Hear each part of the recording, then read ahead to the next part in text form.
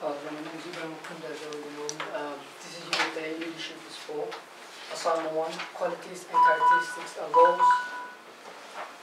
First of all, I'll be speaking about the qualities of a sports leader. As you know, there's only 4 qualities I'll be discussing.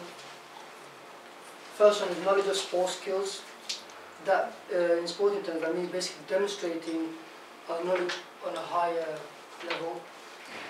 There's 2 important things that you have to know about knowledge about sports skills, and that's respect and frustration. First of all, respect, basically, if the sports leader has less knowledge than the players, obviously they start disrespecting them, and this will cause frustrations because they believe they've been held back because he doesn't have as much sports knowledge as they do. This is very important, mainly because most sports include skills development section, which is basically like a foundation stage of the sports development continuum. A good example is rugby. If the sports leader doesn't know what rugby is or how to play rugby, he wouldn't be able to give the players enough ways to develop their skills. And some players might require more attention than others, and so that the sports leader needs to make sure that they don't feel uncomfortable working with him. Second one is knowledge of rules and laws.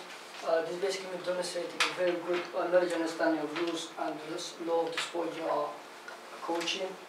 And the first thing is they have to set a real good example of the knowledge of rules and laws, and they have to pass it on to the players. A good example of that is Jose Mourinho.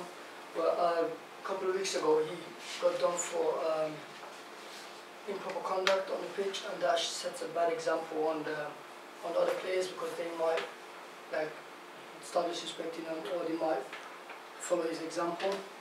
But in general, he already knows the rules and laws, and he uses that to his advantage so he can win games. Understanding the mental needs of participants. This is very important because if the sports leader doesn't know what the sports requires mentally from the player, he wouldn't be able to help them develop further. And this has many benefits, especially participation has many benefits, such as psychologically, the player is motivated to play and stuff.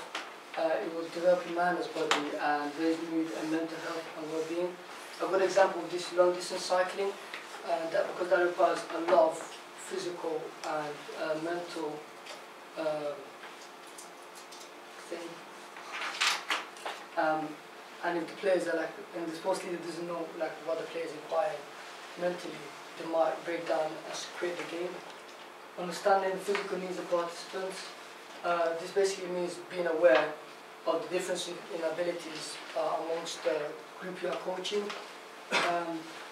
So you can deliver sessions with similar aims, but they have different difficulty levels. So the most experienced players play together, and they mix them and bring them together so they can learn from each other. This is a very good example of wheelchair basketball. You don't have to be disabled to be able to participate in that sport. Some people are fully able people, but they still participate in the sport because they love it. But one important thing to mention is full inclusion, and basically that means we're adapting this session to ensure that all abilities are participating fairly. Now moving on to characteristics, these are the 4 that I will be discussing. Objectivity. The definition of it is the quality of being objective. In sporting terms, that means basically the sports leader shouldn't base his judgments on his own opinions, so he should be fair to all his players equally. And this is especially common during scenarios such as when there's mixed ability level performance, just as in wheelchair basketball I just told you about, or when there's a conflict inside the group, or when the performers are from different backgrounds and beliefs, so they might cause conflict. A very good example of this is a PE teacher. A PE teacher needs to set the example, and he needs to treat everyone fairly without having to show favoritism between players. Empathy. This is the ability to understand and share feelings of others. in sporting terms, that means having faith in your players and giving them time to recover after injury and stuff. And a very good example of this is Derrick Rose, when he was absent for a year after he tore a ligament in his left knee. The coach didn't kick him out of the team. He actually instead put him on a rehab scheme to help him recover and come back to play. So he didn't lose his place in the team. The next one is discreet. This basically means keeping information confidential between you and whoever is responsible. In sporting terms, that means sport leaders will keep some information confidential, especially when it requires small-time injuries, personal problems of the players, issues amongst players and staff. A very good example of this is Emmanuel Adebayo, who left a couple of end of last season to sort out a family problem back home. The sports, it could be said that the coach wasn't as confidential as he should be, because he told the news that he left to sort out family problems, and that could have caused people to start thinking, oh, what problems he got, and make problems.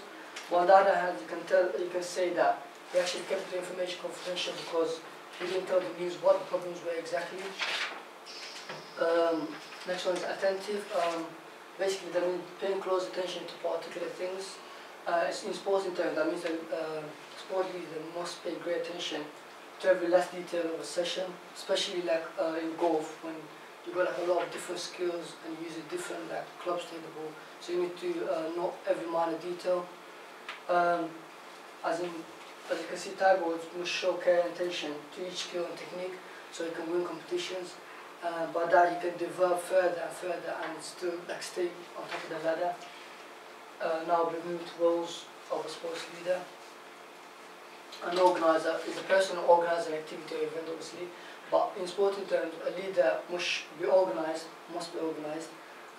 especially when he has to conduct a session. And organizing starts prior to the session, not during the session. So he has to set up everything earlier so he doesn't waste time.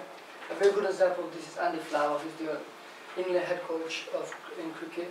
And when he wants to train the players, he sets up everything earlier, so he's organized.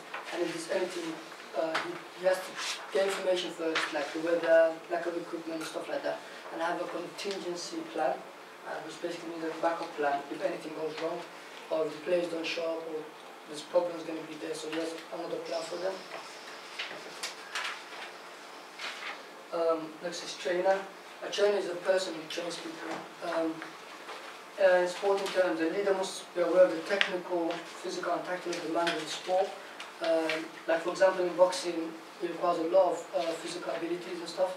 So Virgil Hunter, who's Amir Khan's personal coach, he needs to be aware of what the sport requires of Amir Khan to become better and how he can develop. So he'll probably be setting up development schemes and stuff so he can develop further. A psychologist is an expert on mental life and the way the body functions with the mind together.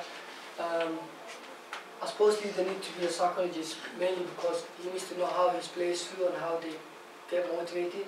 So he needs to affect his players in a good way so they can perform better. A very good example of this is Brown Crawford, you already know, because he uses psychology in order to motivate his players. For example, when the players are training, he used to criticize them on the pitch, so they get annoyed obviously, but it was mainly for their own benefit, so they think, oh, I'm not playing better, so I have to play better. Another example was, like Fahim said, is when he lied to them by saying the England coach, England manager is on the stands and stuff. Last one is role model. Is a person looked on by others to be imitated, to be followed. I suppose they need to set a good example in this sport in order to keep the level of fair play and stuff, and to keep them following the rules.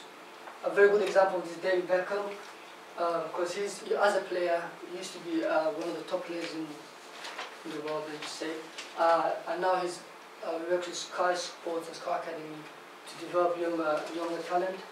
But a role model doesn't have to be like a player. He doesn't have to have played the sport to be able to be perfect. So it can be anyone that, as long as he knows the rules and the laws of the sport, and he knows about the physical demands and the mental needs.